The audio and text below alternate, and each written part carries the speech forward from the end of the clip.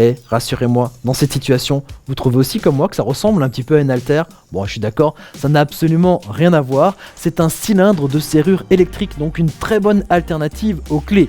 C'est un système qu'on voyait jusqu'à présent plutôt dans les entreprises ou dans les hôtels, mais maintenant c'est accessible chez vous pour ouvrir la porte de votre maison. Alors comme dit, pas besoin de clé. Pour ouvrir la porte, vous aurez besoin soit d'un code, un code personnel, ou alors ici d'un badge qu'on appelle aussi un transpondeur.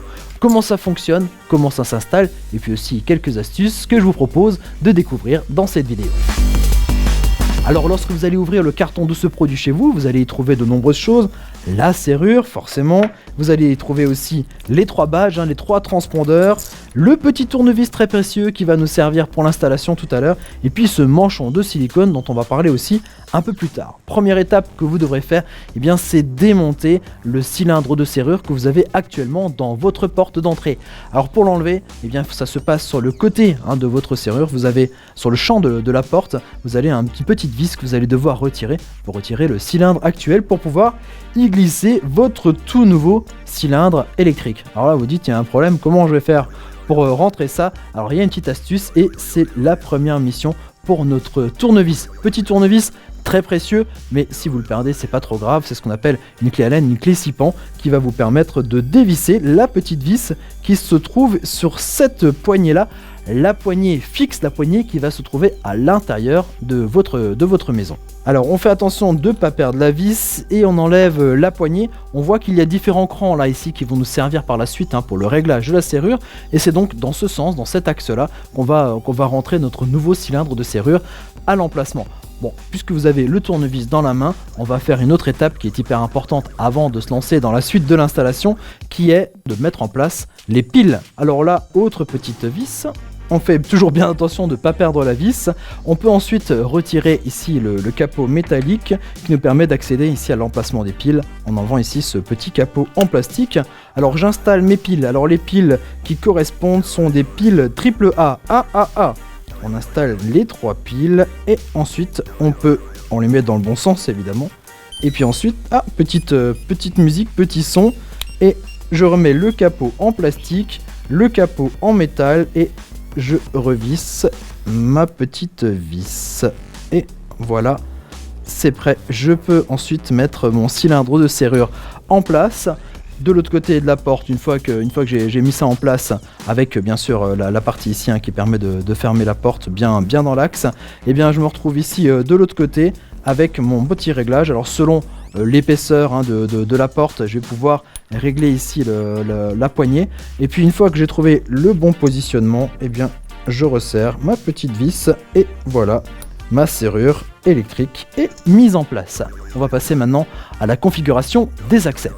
Alors ce qu'il faut savoir pour configurer les codes d'accès, c'est que vous pouvez ici programmer 10 codes différents. Mais le premier code que vous allez intégrer sera le code administrateur qui va permettre bien sûr de pouvoir administrer toute la suite, de pouvoir gérer les différents accès.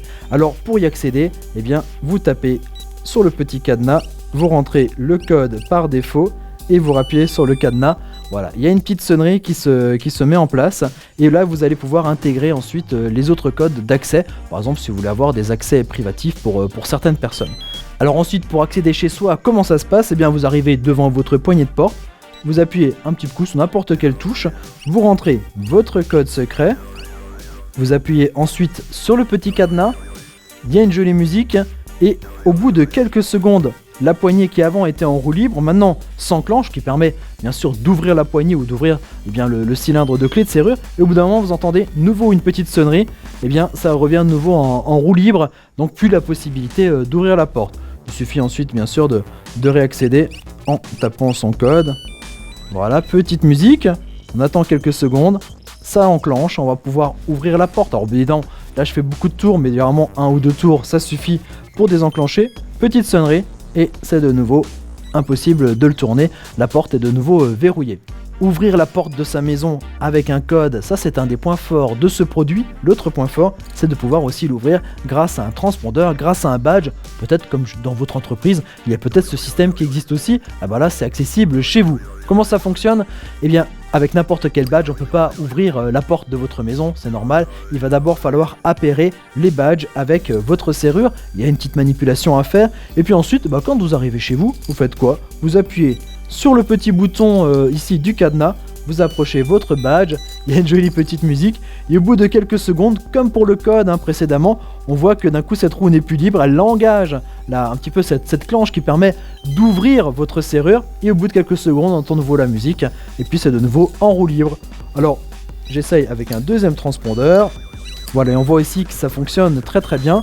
La petite musique, ça se désenclenche. Alors des badges et des transpondeurs comme celui-ci, on peut en installer jusqu'à 20 pour une seule serrure. Ça laisse quand même pas mal de possibilités et pas mal de personnes qui peuvent comme ça accéder chez vous avec un simple badge.